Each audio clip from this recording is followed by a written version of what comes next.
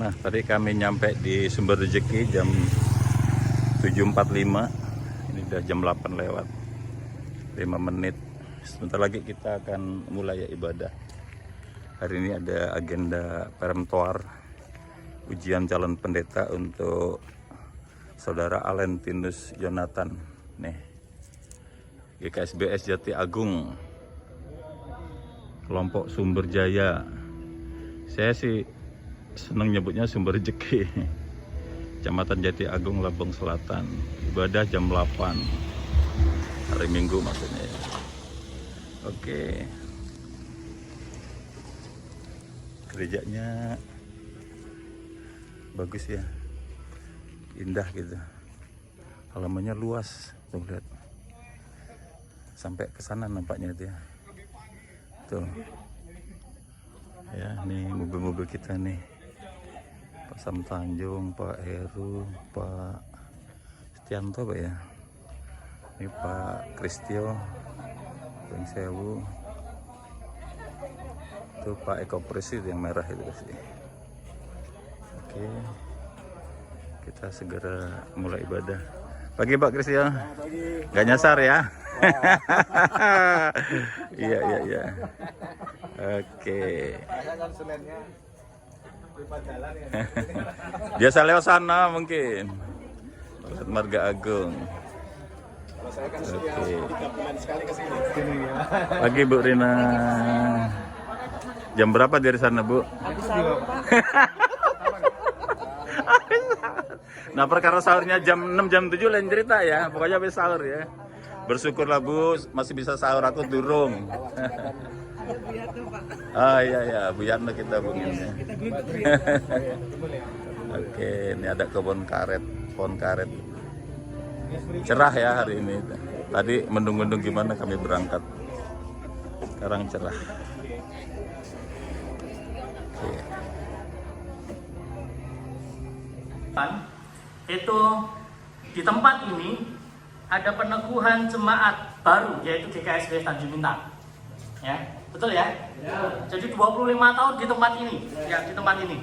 Ya, saya itu masih kelas 3 SMP, ya. Sekarang saya ada di tempat ini untuk berkhotbah. Resmi ya. Dan di saat itu pula ada penapisan pendeta Suyanto. Itu adalah pendeta pertama punya GKSBS Tanjung Bintang. Betul? Betul. Yang tak salah. Dan saat itu saudara, di Sumber Rezeki dulu, ya sekarang menjadi Sumber Jaya, itu juga tempat yang bersejarah. Dulu tidak ada orang Kristen di sini, hanya Pak Yarto dan keluarga. Tetapi justru di sini lahirlah orang percaya yang baru, ada orang Kristen baru, sehingga ada jemaat, ada gereja. Jadi yang perlu kita lihat ke belakang. Tetapi juga kita melihat bahwa di saat yang sama kemudian tumbuhnya gereja, ada jemaat dan tumbuhnya gereja di tempat ini. Kemudian lahir ada GKSBS Tanjung Bintang, pendeta Suyanto ditapiskan menjadi pendeta pertama. Dan hari ini Bapak Ibu Saudara, itu adalah perempuan dari calon pendeta Alentinus Jonathan. Itu pendeta pertama punyanya Jati Agung. Nah, saya sudah mencium aroma bahwa ini bakal jadi pendeta ini. Ya, aroma sudah tercium. Artinya apa? Bahwa kalau kita melihat fakta sejarah tempat ini, Corowong Jawa ini Bapak Ibu, ini tempat keramat. Hati-hati, ini tempat keramat. Para pembimbing, para pemuji, hati-hati, ini tempat keramat ini. Anda tidak lolos kan? Tidak bisa nyampe rumah loh. Malah saya enggak. Artinya ini tempat yang bersejarah ya. Kalau Tuhan izinkan bahwa berarti hari ini juga ada sejarah baru di tempat ini. Amin. Amin. Ya, itu fakta sejarahnya.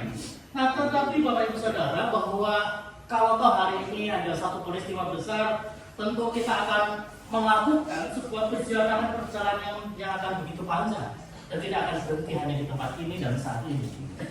Jemaatnya enggak makin dekat dengan Tuhan, wis tanggalkan aja pendetanya. Ya, karena tujuannya jelas. Ya, artinya bahwa kita bersama bergandeng tangan, sehati sepikir untuk membawa umat Tuhan, membawa diri kita itu dekat dengan Allah. Ya.